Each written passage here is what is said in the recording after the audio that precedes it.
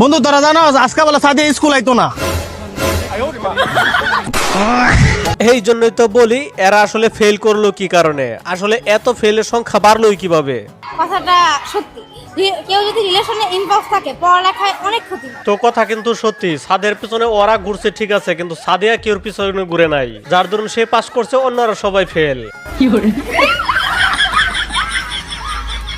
তো দুই বান্ধবী পাস করার পরে উল্লাস করতেছে, কিন্তু আমার এই বন্ধুগুলা দেখেন পাস তো দূরের কথা ফেল পর্যন্ত করে নাই। স্যার তো নিজেও কনফিউজে পড়ে গেছে আসলে এদের কিভাবে ফেল করাবে, এরা ফেলের চেয়েও আরো নিম্ন কিছু থাকলে সেটাই হইতো। মামা আপনারা ভাড়া না মেরে এখানে সিরিয়ালে দাঁড়িয়ে আছেন কে? আজকে এসএসসি পরীক্ষার রেজাল্ট দিবে, যারা যারা ফেল করবে তাদের রিকশাওয়ালার সাথে বিয়া দিবে। যারা এই বান্ধবীর মতো টিকটক করছে তারা তো অবশ্যই ফেল করছে, এখন তাদের উপায় হবে কি?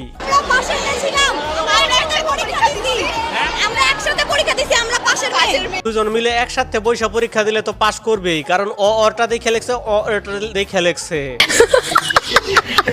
কারণ এখন সরকার বদলাইছে, আগের সব নিয়ম বদলাইছে, তো বই পড়তে হবে, আর কোনো ইয়ে নাই। আগের বারের মতো মার্কস দিতেছে না, এবং আগের বারের মতো আমরা বুঝে শেষ দিছি যে পরীক্ষা ছাড়া মানে ডাইরেক্ট অটো পাস এখন আর নেই, এখন পড়ালেখা করতে হবে, তারপরেই পাস করতে হবে।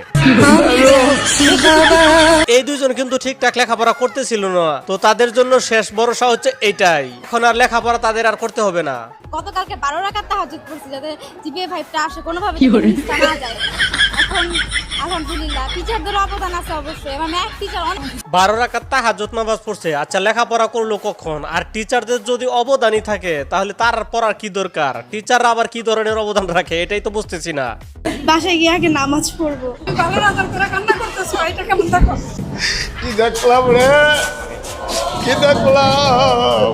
আমি এটা বুঝতেছি না, যারা ফেল করতেছে তারাও কান্নাকাটি করতেছে, যারা পাস করতেছে তারাও কান্নাকাটি করতেছে, আসলে ফেল পাসের পার্থক্যটাই তো বুঝতেছি না।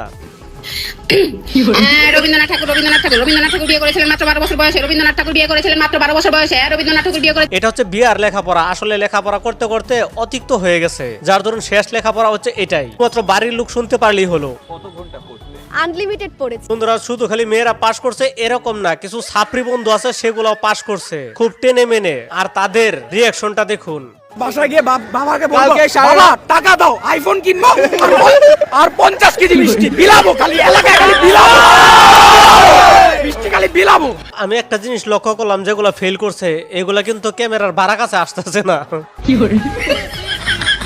তেমন কিছু না। এই বন্ধু আর এই বান্ধবী কিন্তু ফেল মাস্টার, আর এই বান্ধবীকে আলকাতরা কাশেমের সাথেই বিয়া দিয়ে দিছে। তাড়াতাড়ি সাইন করেন গো, তুমি জোরাজুরি করে না, সাইন করেন, সাইন কর।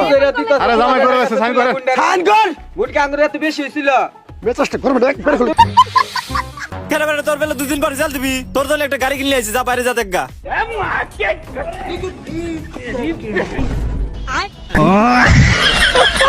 তো বন্ধুরা ভিডিওটি আজকে এই পর্যন্ত। ভিডিওটি ভালো লাগলে লাইক কমেন্ট শেয়ার এবং সাবস্ক্রাইব করতে অবশ্যই ভুলবেন না।